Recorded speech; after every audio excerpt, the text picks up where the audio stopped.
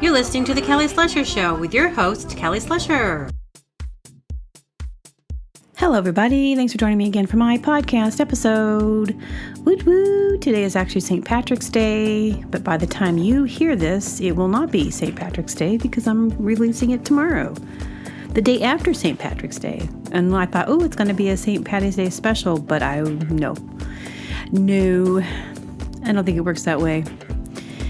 Anyway, I've got a lot going on. I've got a lot of thoughts up in my head and a lot of things I need to do today. I'm going to a little St. Patrick's Day thing tonight. I was going to think about it. I don't really normally do much on St. Patrick's Day because I always associate it with this a day that everyone drinks a lot of green beer, and I just can't drink a lot. I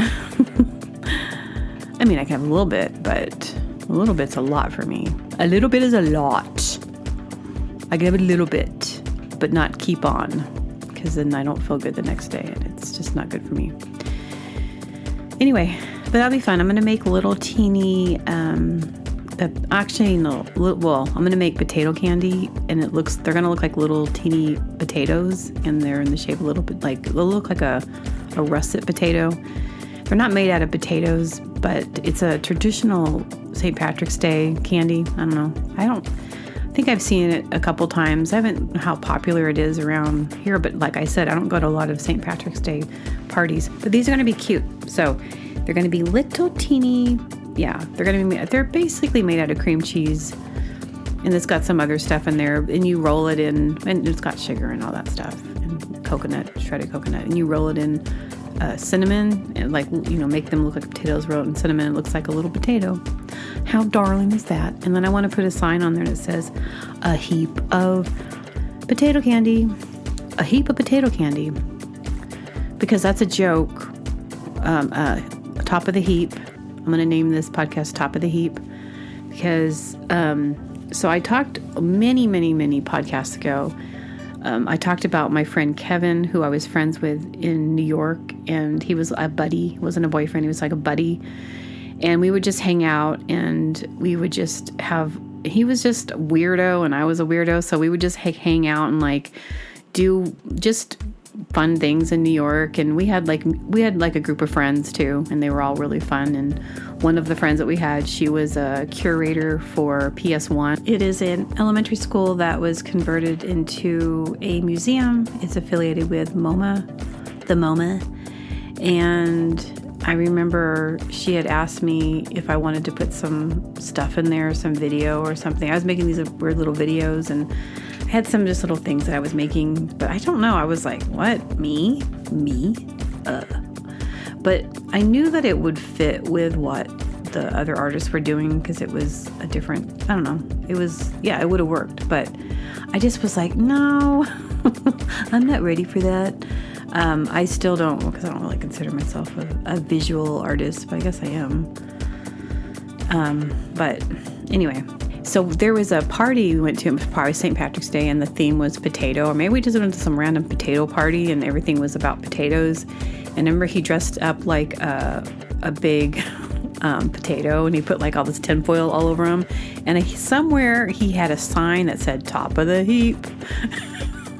So then I remembered that. I was like, Top of the Heap. That's so funny. So then I sent him we text sometimes, very, very rarely on Instagram. He's one of those people, random person, every 6 months, if even that. It had been years, but it was probably 6 months ago that we were texting memories. And I just texted him just today, and I was like, Top of the Heap. Well, that was yesterday. Top of the Heap. Remember the potato party? And he lives in Germany now, and I think he's got kids and a wife and all that. So funny. Anyway, and so interesting. So my ex-drummer, my old drummer from Crash and Brittany, just sent me a video that someone had sent him of one of our performances, and it was really cool to see that. It was just a small clip, and then I have a link to the whole video, which you have to log into this website, and I haven't done that yet. You have to create an account. How many accounts do we have to create and passwords we have to remember? Well, actually not so much anymore, but the password thing, you don't have to remember your passwords. Me. Is this thing on? Okay, I want to say this before I get into the story. I can be a ding-a-ling. So I have released a couple of these podcasts, and I would talk into the mic. I'm like, why does it sound like I'm talking in a tube? I'm like, this doesn't sound right. I'm like trying to figure it out, looking on my like Logic. I'm like, what setting do I have? Why is my mic sounding like this? And then I realized that I had turned my microphone was on the wrong side. My mic was on the wrong side. I was talking into the wrong side.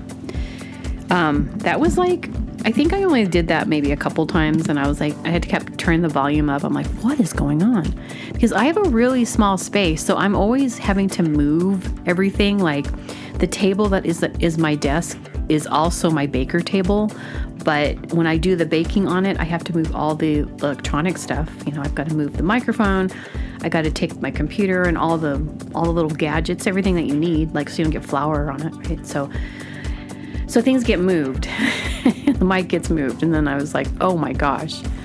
I'm not a pro sound person, but I've been around it. It's almost like it just became, I was around it so much, especially in Crash and Brittany, like we were always in these studios. And so I paid attention to stuff. And then I taught myself things. And then, you know, you like learn stuff on your own, or if you want to do something, you just look it up on YouTube. But that being said, I'm basic. It's the basic stuff. When it starts to get too complicated, I'm like, I can't do this. I just go, I want to go play. That's too much for my brain. I like to be super creative. When it starts to get super technical, I'm like, I gotta go. That's like something I have to do. There's something I have to do.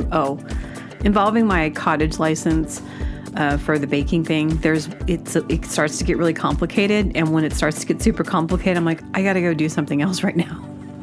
Because you have to do all this. I don't even get into it. There's things you have to do like the DBA, doing business as, and yeah, the paperwork. I'll do it, but you know, when I only have like a certain amount of time, I'm like, well, I have to also do this other thing. I'll get to that. So when it gets complicated, I'm like, I'll get to that. I will. So okay. So anyway, I got a video from my old drummer. And it's interesting because I have this kind of weird, it's kind of a weird thing with him. Like we're in contact-ish. Like we're not buddies anymore.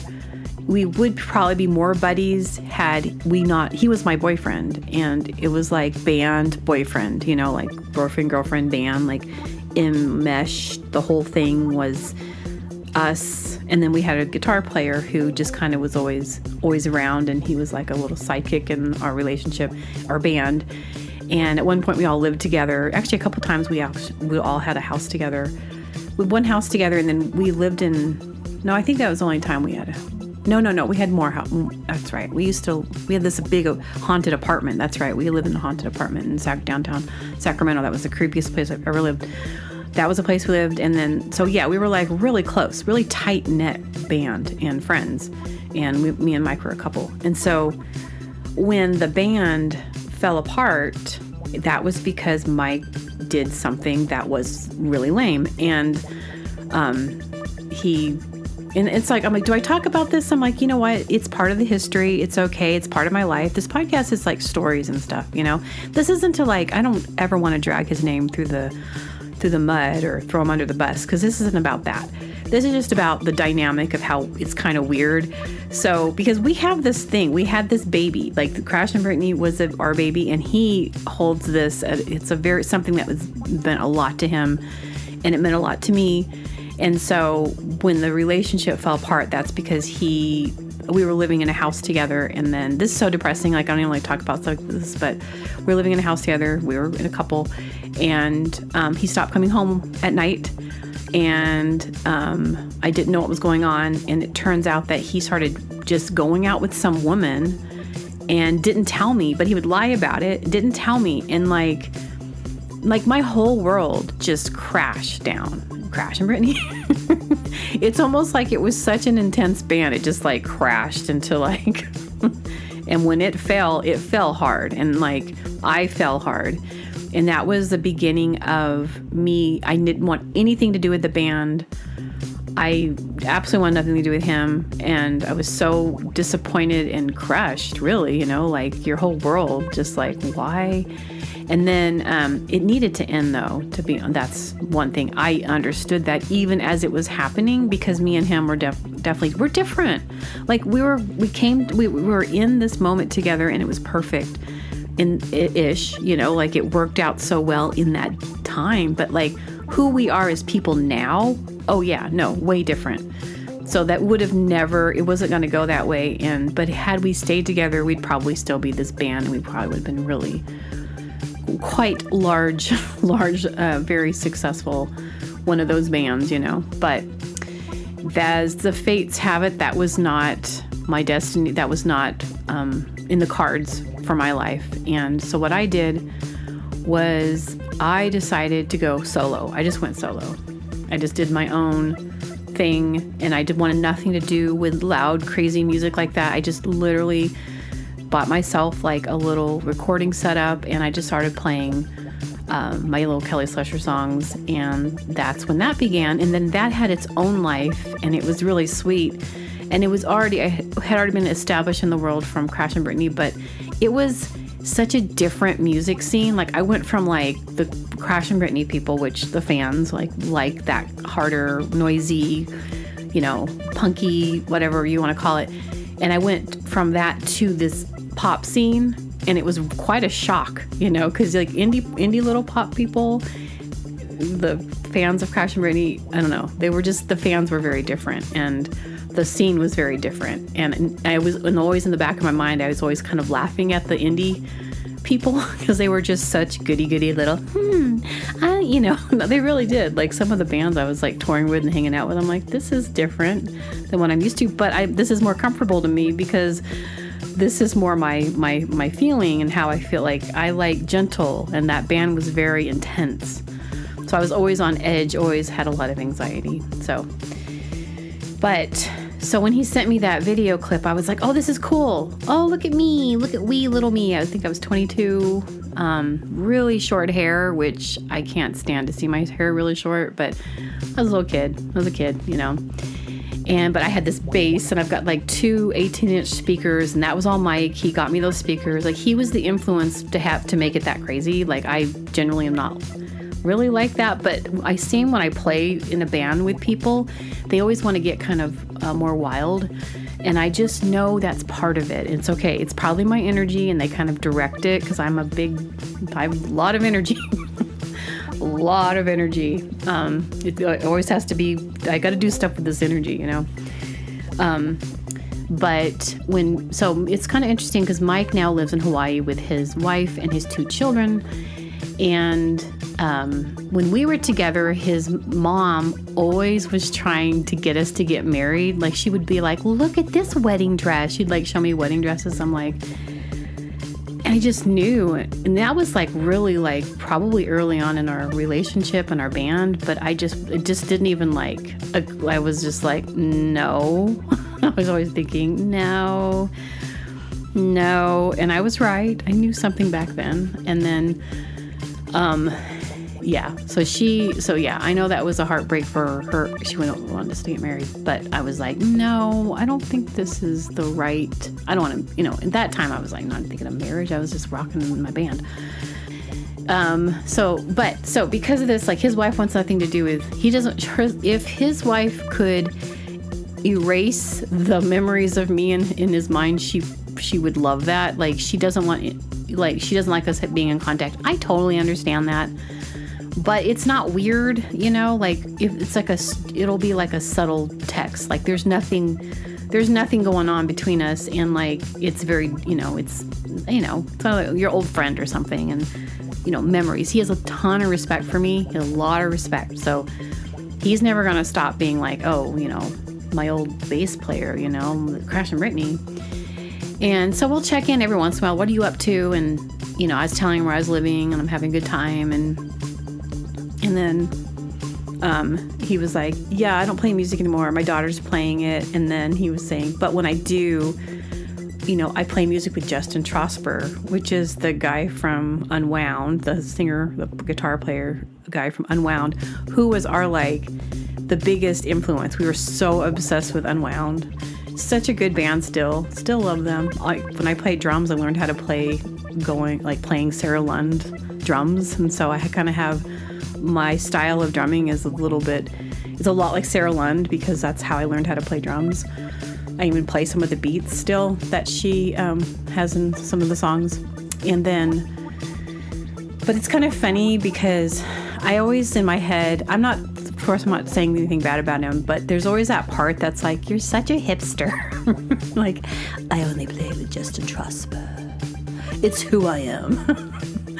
He's one of those people, like, he always has to be like, surrounding himself with like greatness, I guess I do in my own way, but I don't do it. I don't hang out and be around anyone because of who they are.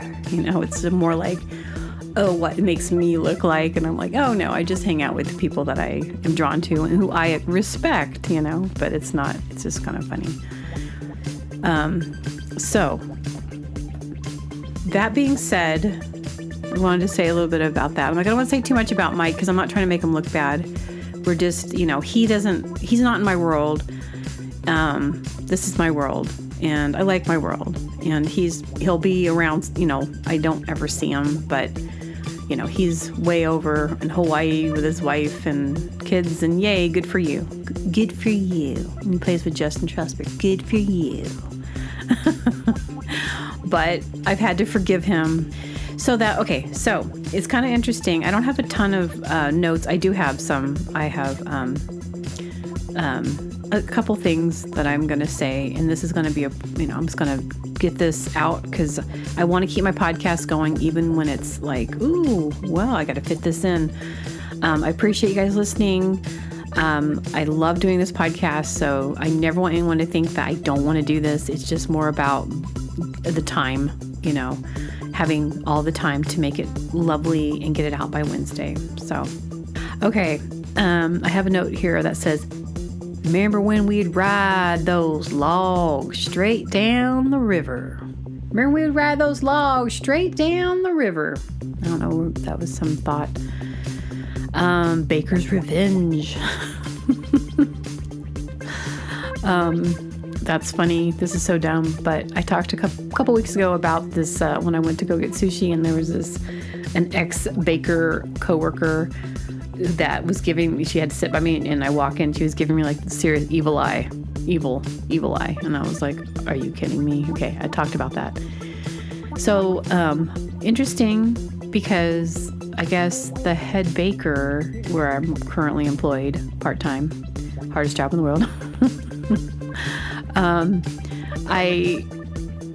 she told me, she's like, oh, I was at a street fair or whatever, something this weekend, and guess who I saw? And she said she saw that woman, and because she works at this other bakery, and she was representing them at some table, and I was like, oh, did you go talk to her? And she's like, no, I ignored her. It's like, whoa, interesting. Huh. Okay. Wow, burning your bridges, man. Baker's Revenge. No, I really think, we live in a really small town. You can't be the way. You can't make all those enemies if you want to do stuff here and you want to do cool stuff. Like I've talked about that. You definitely need your community.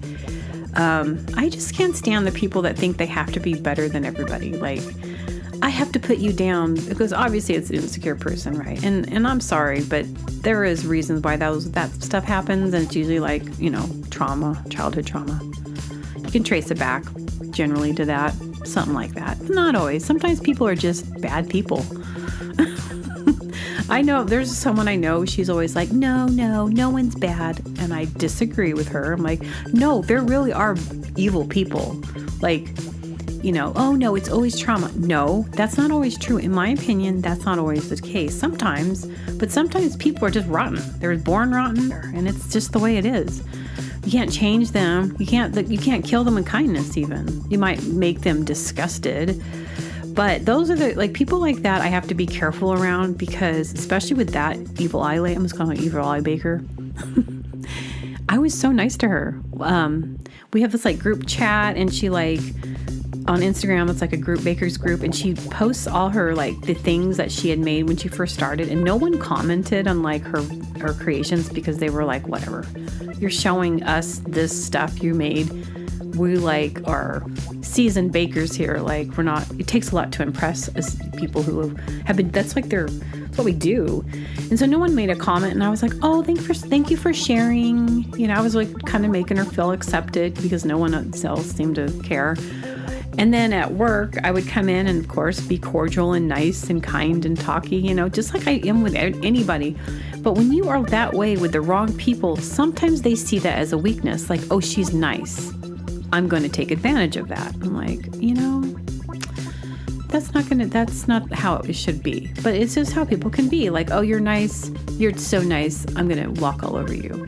And then it is true that happens, but I'm not saying not to be nice to people, but that's where the backbone comes in. You need a backbone too, of just being like, no, you're not going to treat me that way. So if she had her way, she would have dominated me and put me down and like kind of, you know those people, gotta knock you down. Someone was telling me about a drink called the duck fart. And I said, you know what? I want to just order that. I'm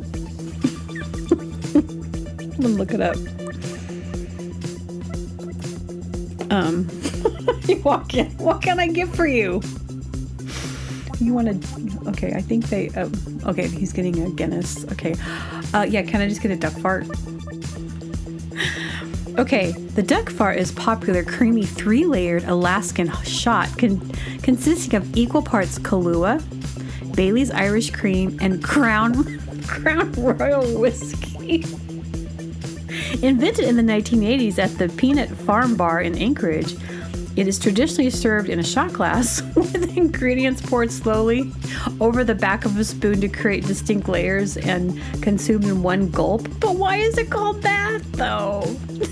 How to make a duck fart shot. 1/2 Kahlua, 1/2 ounce Kahlua, 1/2 ounce Bailey's Irish Cream, and 1/2 ounce Crown Royal. Pour Kahlua into the shot glass. Okay, but why? Does it make you like...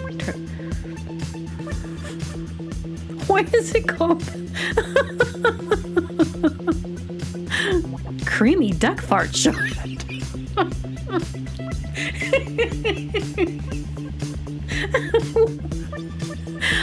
Oh, I really want to do that. Can I get the duck fart shot? And they're like, what?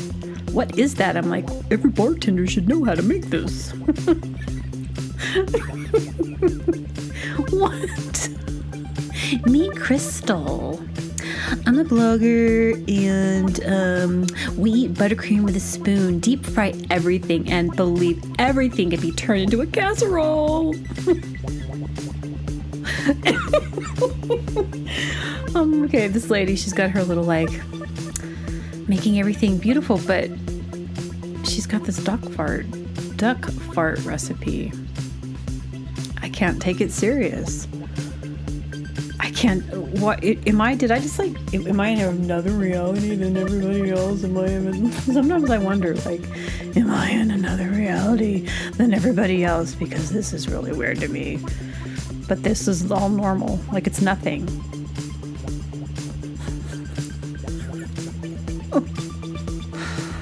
Okay.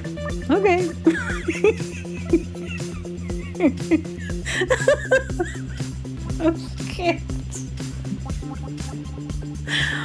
Okay, I don't have anything else. You've got to look up creamy duck fart drink. If you guys know what that is, I don't. I've never heard of it. I've heard of like the car bomb, and then there's another one. Yeah. Anyway. Hot potato, hot potato, hot potato, hot potato, ooh, ooh, ooh, hot potato, hot potato, hot potato, oh, oh, oh, hot potato, hot potato, hot potato. Dang it. Who wants to come over and play a game of hot potato? Okay, a few more stories. I'm going to wash my own windows. They're filthy. I keep looking out the window. And you need so the secret is, if you don't know this, you need a squeegee and a bucket and dish soap. And you want it to have like, a lot of people use Dawn dish soap. I don't have Dawn dish soap. I have like earth-friendly stuff. So I would probably just like use a little bit more. Anyway, but you need, I'm going to tell you this because I didn't know this until a way, it's been a while, but I was like, oh, that's how the window washers do it. So then you need a rag. And so you just wash the dirt, because like the dirt, it gets so dirty. And then you just wash it with the rag and with that soapy water. And then you take the squeegee and you just squeegee it and it goes really clean. And then you need another rag to kind of dry it. Don't touch the window again, but just dry it off. And it makes the most beautiful windows. And that's what those window washers are doing. I think it's pretty cool. It's pretty cool. It's pretty cool. Okay. I'm very excited about my outdoor. I live in a really small house, and in the summertime, it gets really shaded back here.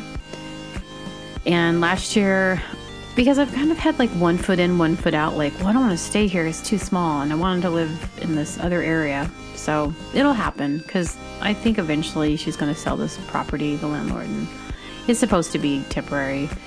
But I'm here right now. So I'm here now. And I really wanted to get some outdoor furniture because I have like 2 chairs, but I never sit in them because I don't know. They're not that cool. But I got this really nice like outdoor furniture with like the nice chairs, a swivel, really cozy, and like the umbrella, really nice. And I had somebody, a friend, I asked a guy friend, I was like, can you help me with this? Because, he's someone I work with, and he'll be handy if I need like a handyman.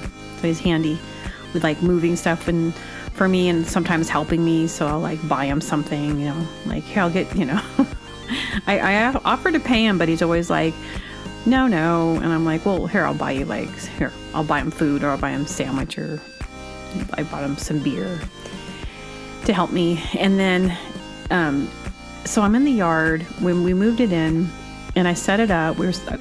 I was setting it up. I was cleaning it. It was because someone had given it to me. Very awesome. My fake parents, they gave it to me. My fake parents. There's this elderly couple that absolutely love me. They even told him as we were picking up, they're like, we'll do anything for this girl. We love her so much. We'll do anything for this girl.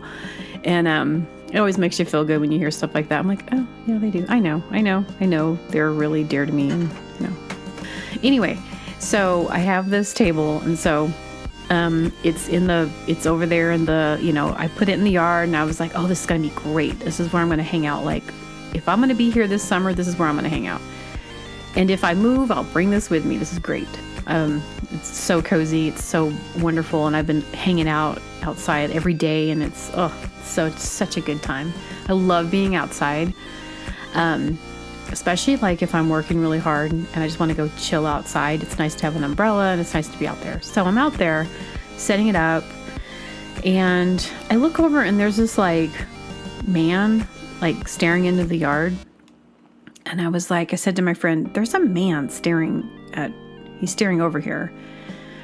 And, I think my friend just kind of ignored it. And I was like, no, that's not normal. I kept saying, this isn't normal. I've never seen that person. When I'm in my yard, I believe I'm alone. I believe no one's watching me. I believe that I can go sunbathe, or I can just be here because I know that the fences are high enough, but there is this one fence. So it's kind of on a hill in a way. So the houses that are further up, they're higher than me. So they could they can see over the fences. But I always kind of lean more towards they have better things to do than to be looking at me. Most people do, busy, whatever, and spying your neighbor. And so it just kept bothering me because he was leaning over his deck, looking into my yard and making himself known. He was sometimes he'd be talking on his phone, just staring. And I'm like, what reality do you live in where that's okay for neighbors to be like, I'm just going to stare at you? And I was like, you know what? He thinks it's two ladies out here. He thinks that because my friend has long hair. And I was like, and he's kind of short. And I was like, so I told him, I was like, hey, this thing's happening with this man. So he finally like, okay, fine. And so he walked over there and just like stares at him. And then the guy like runs off, like walks off. And so, cause he saw it was a dude. I thought that was really funny. So that really bothered me. I was like, so like I took him home. My friend doesn't drive. He doesn't drive. He's almost like everyone loves him. Everybody loves this person. But he's almost like, yeah, he remembers me back from Sacramento, but he's got a great personality, but he's almost like a kid in a lot of ways. And I'm like, you need to learn to drive. No, someday. And I'm like, not now. And I'm like, okay, well, it's handy. So, anyway, it's good to have somebody around sometimes when you need help, and so so I take him home and then I come back and I'm like staring and I'm like, I still feel like that guy's there. And then so the next day I wake up, I go to work, come home, and I'm like, I want to be outside. It's a beautiful day, just the most beautiful weather. So wonderful, especially after having that like crazy snowstorm. And I'm out there and I just could sense something. I sensed it. And by the will of my strength on my own, I decided, I was walking around the yard and I keep looking back there going like, I like looking, seeing where like any possible, because I want to have a good summer. I don't want to be, that will see if I know there's a possibility of a peeping Tom or something like that, it will take away from my relaxation. And I think ladies, we can understand this, right? Anyone can understand that. At least sensitive people, like I pick up on stuff like that. I want to just have a good time and not think about it. So then like by my will and my own strength, I push the table. It's heavy. So I'm with the umbrella still attached and I pull it over to this part of the yard where I was like, I don't think anyone could see me, anyone on that deck. They can't see me right here. So I pull it all the way over. It was really funny. And I'm like, when you want something bad enough, you're going to just do it. And I was like, yeah. So now it's at this like angle, it's in this position. It's not ideal because it's kind of closer to the neighbor's fence, but they're okay. They're cool. But if I'm like watching something or listening to music, I don't want to, they don't care. They're so cool. She doesn't care. Anyway, I've been talking long enough. Okay. I don't think I have anything to add on the end. Unless I find something. But this is going to be a podcast with just talking, and I will have more for you next week. Okay. Thanks for listening. Okay. Bye, you guys.